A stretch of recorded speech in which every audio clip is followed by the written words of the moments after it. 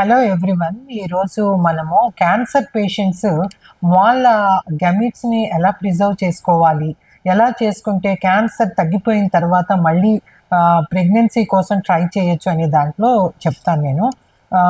Ovaries అయితే కనుక ఊసైడ్స్ freeze చేసుకోవచ్చు, నెక్స్ట్ సెమెన్ ఫ్రీజ్ చేసుకోవచ్చు, అంటే స్పర్మ్ ఫ్రీజ్ చేసేసుకోవచ్చు. మ్యారీడ్ కపుల్ కనుక అయినట్టయితే ఎంబ్రియో ఫ్రీజ్ చేసేసుకోవచ్చు.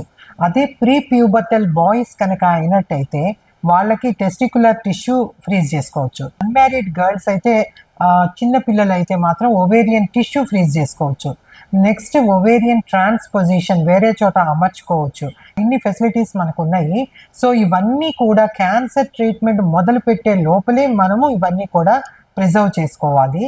అది కీమోథెరపీ అవ్వనివ్వండి, రేడియోథెరపీ అవ్వనివ్వండి, వీటన్నిటికన్నా ముందర చేసుకుంటే గమేట్స్ దెబ్బ తినకుండా ఉండే అవకాశం ఉంటుంది.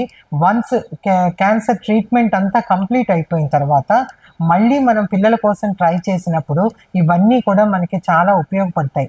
కానీ ఇవన్నీ ఫ్రీజ్ చేసుకున్న తర్వాత మాకు సక్సెస్ రేట్ ఎలా ఉంటుంది అని అడుగుతారు.